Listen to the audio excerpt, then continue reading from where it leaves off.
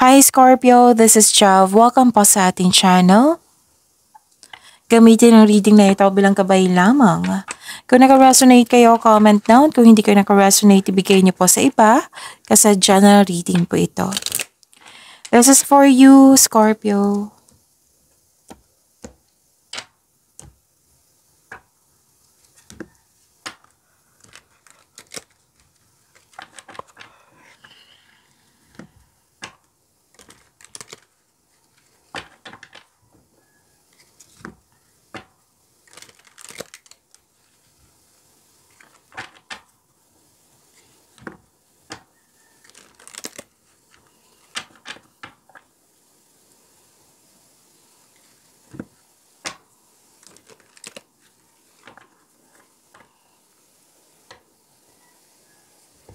Para po ito sa iyo, Scorpio.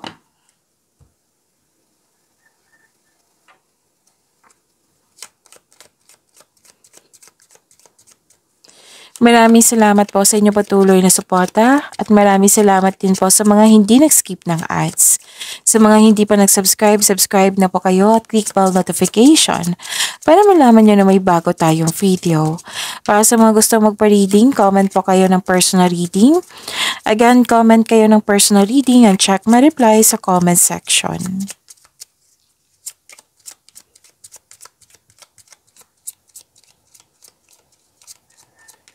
Mga ganap pa para kay Scorpio.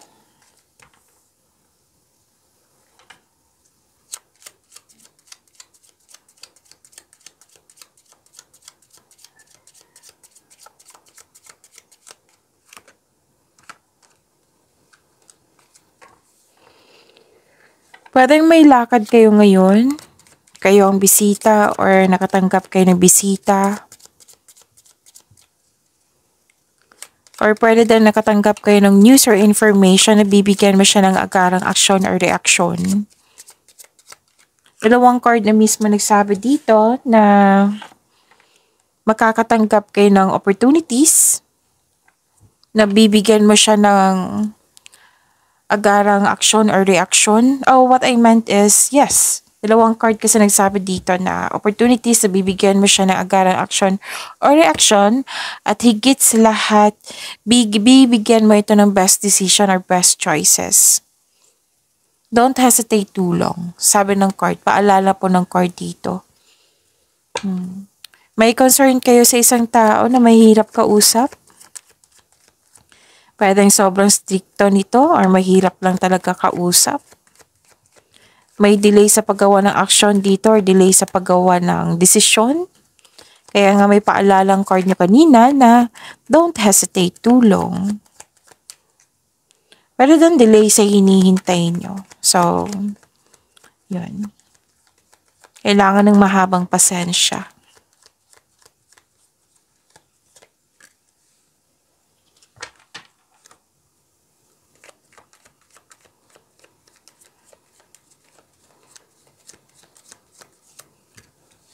Okay, this is about your energy. Kung may narinig kayo or may nakita kayong repeating message, yan po yung pinupush ng cards nyo po. Like for example, nanood kayo ng isang video natin at dito sa video reading nyo po, Scorpio, may napansin kayo na repeating message. Yan po yung pinupush ng cards nyo na kailangan nyo bigyan ng atensyon, solusyon, at aksyon kung maaari po. So, ano yung energy ni Scorpio? May iniisip ka dito. Education. Pwedeng may iniisip kayong teacher, student. Pwedeng abala kayo sa pasukan. Okay. Ang ilan sa inyo nagpasya na mag-take ng yung masusunod. May masusunod kasi dito na tradisyon. Kung ano yung tradisyon ng Pinoy, masusunod po. It might be this is nasunod yung ideas, plano, desisyon mo. Kahit may tutol, nasunod po. Oo. At kasi this is you are willing talaga. Bibigyan mo siya ng mag-initiate talaga kayo. bibigyan mo siya ng aksyon. May ilan nga dito na susundin yung traditional career path or you're moving to the ladder of success. Yung magsa-study kayo, balik-aral kayo, magiging estudyante kayo, or nag-decide kayo na mag-masteral or mag-board exam para magkaroon ng traditional career path or you're moving up to the ladder of success.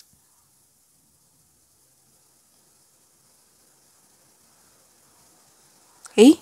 Ang ilan sa inyo dito, may energy ng isang teacher dito. You're earning money as a teacher. May paalalang card niyo po dito na wag masyadong babalapos, palaging masyadong mabait. Yon. Kasi may nakita ko dito nag-take advantage sa inyo. Hindi naman kailangan na magkalit. Kumbaga, limit yourself. Kung pwede. Pwede naging abusado na to. Pwede din may magkaganap na kasal. Kasi this is traditional also. Basta, di ba, sabi ko kanina sa inyo na may masusunod na tradisyon. Pwedeng may pamanikan, may kasal. So, you are showing your kindness to everyone. Naka-receive kayo ng divine wisdom.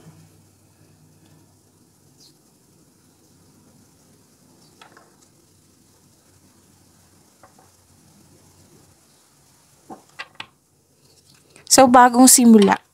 New beginning, you have your freedom, may new journey, curious na curious ka sa pupuntahan mo, curious na curious kayo sa resulta. Oo. So, itong bagong simula na ito, may potential. You are very confident kasi nga marami ka ng experience. Alam mo na magtatagumpay na ito. Ang sabi ng card dito na huwag magpadalos-dalos sa paggawa ng desisyon or sa pagpasya. Kailangan ng may kasamang konkretong plano. Pag-iingat din, okay? Pag-iingat. Pag-iingat sa paggawa ng aksyon, pag-iingat sa paggawa ng plano. Kasi nakikita ko dito yung confidence mo. Which is, I'm happy for you kasi confidence to eh.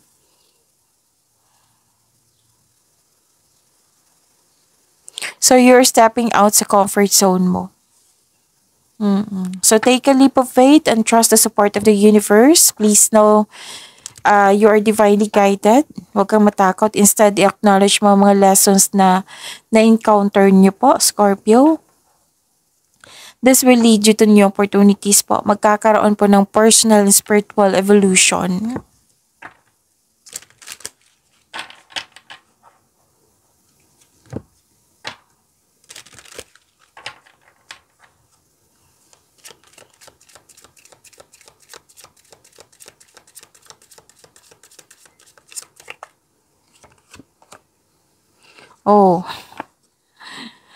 Yung beginning pa rin. Dalawang card na po mismo nagsabi dito.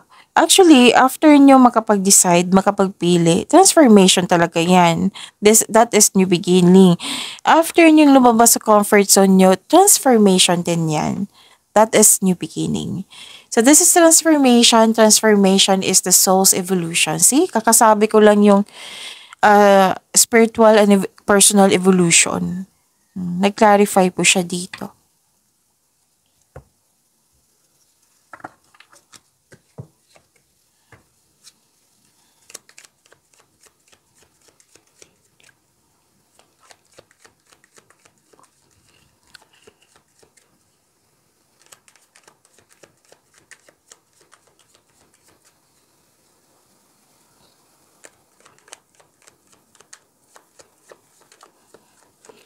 Career and money po ni Scorpio.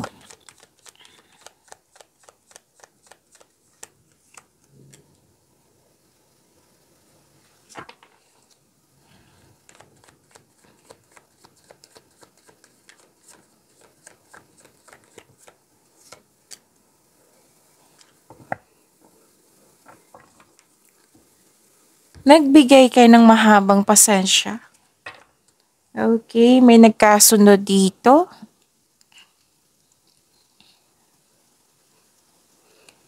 Financial stability is yours. Wow, this is wealth and generosity, ha?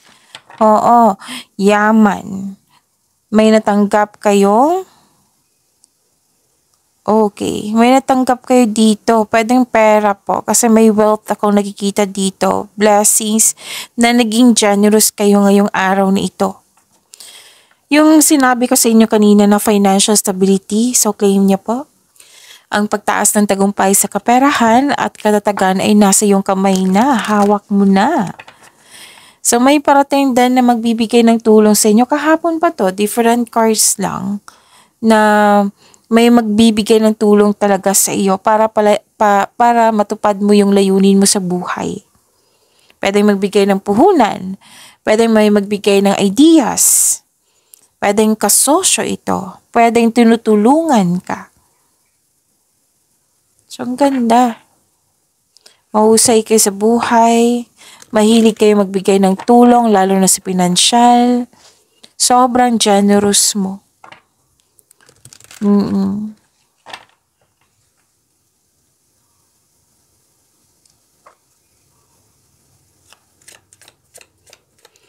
Balak mong magbakasyon or bumili ng regalo that pampers you. This is good. Palagay na kasi kayo dito, may na-achieve kayo. This is financial maturity.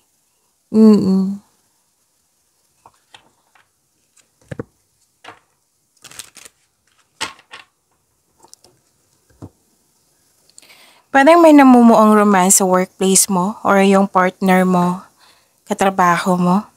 Diba may nasabi ako dito na may nagtutulungan? Pwedeng nagtutulungan kayo, may nagbigay ng tulong sa iyo. May nagbigay ng promise dito or di kaya may nag-promises kayo sa isa't isa na pwedeng deal, pwedeng commitment, oo. Nagkaroon ng pagkakasundo. Gusto mo yung career mo ngayon dahil nagbibigay ito ng financial stability sa iyong buhay at nagagawa mo yung passion mo at the same time. Okay, so this is an action, may promises, commitment, may choices na nag-clarify siya dito sa oracle cards nyo. Okay.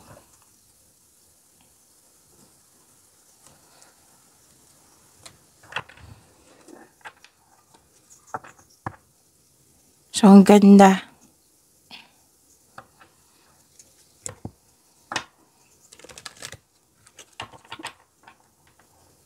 Pwede din pag-aalaga to sa inyong career and money sa connection mo sa isang tao na nagbigay ka ng halaga. Nagkaroon nga ng healthy communication dito sa isang tao. Healthy po. Healthy connection. Healthy communication.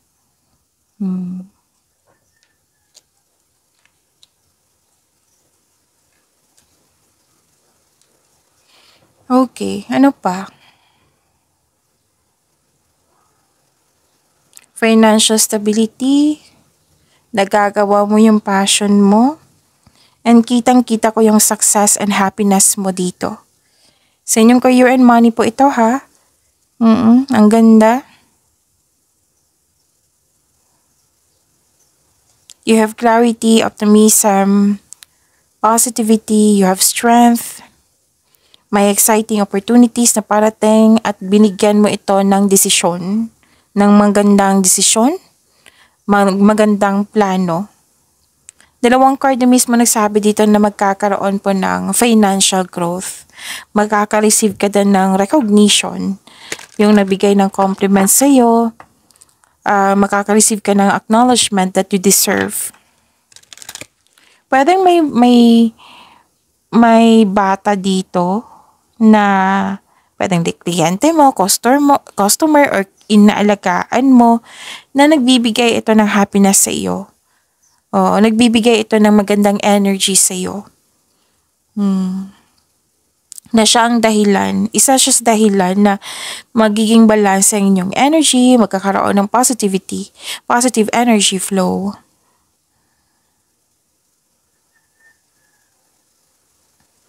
Nakita ko rin dito, ilang beses na lumabas inyo na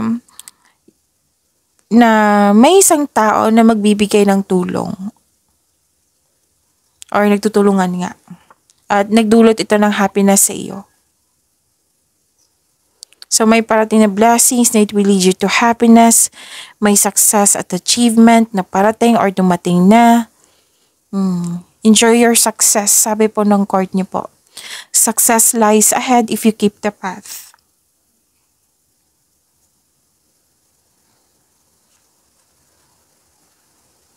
Yung sabi ko kanina sa inyo na nagpasya kayo, naging honest kayo sa inyong sarili.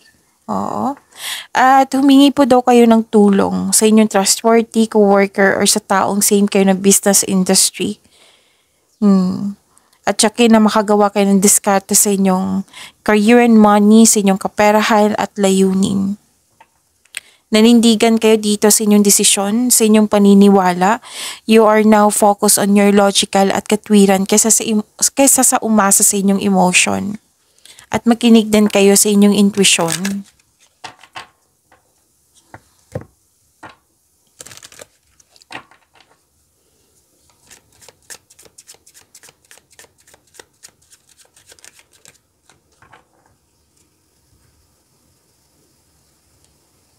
Okay.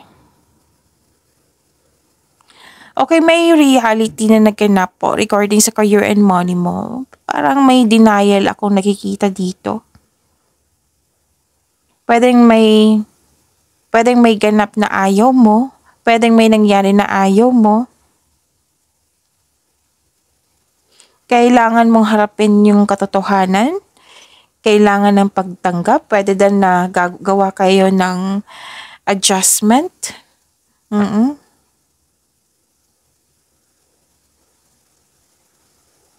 And be true to yourself, sabi ng card.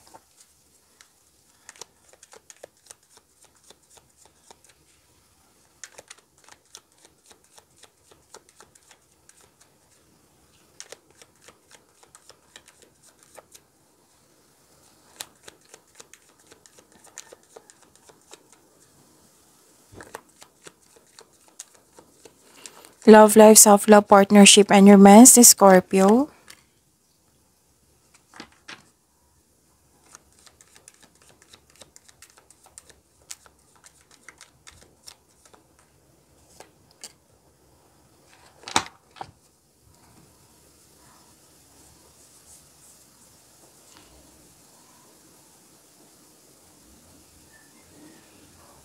Okay, mataas ang inyong intuition. Actually, dalawang card pa nagsabi dito na mataas ang inyong intuition. Mas lumawak yung vision niyo sa buhay.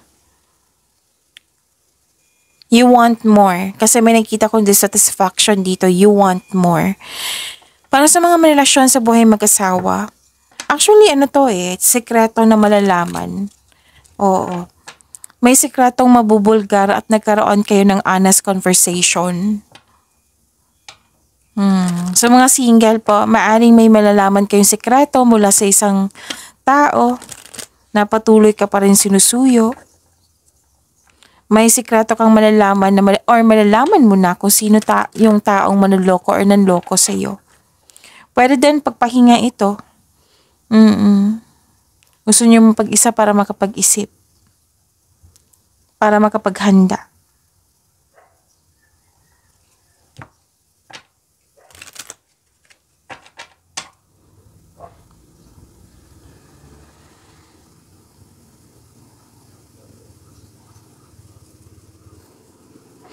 So this is a wisdom message. Para sa mga single, you need time alone. Parang perfect time sa iyo na maglaan ng oras sa sarili. Ang ilan sa inyo ayaw nyo munang makipagrelasyon kasi gusto mo mag-focus sa inyong sarili. Para sa mga relasyon sa buhay mag-asawa, pwede nagkaroon kayo ng space. Kasi space is a sign of respect. It's a sign of respect sa inyong sarili, sa kanya, sa inyong relasyon, sa inyong connection. Pwedeng hindi to sa relasyon, kundi sa connection mo sa isang tao na malapit sa iyo. Parang naghahanap kayo na sagot sa inyong mga katanungan dito. So, sabi ng card dito, all life's answers are within you. You have divine inspiration, nagkaroon ng inner truth, nagkaroon ng enlightenment. So, you have, gusto mong me time. Gusto mo nang mag-me time yung mag-isa, mag-meditate, mag-grounding. Feel free yourself para makapag-isip ng maayos.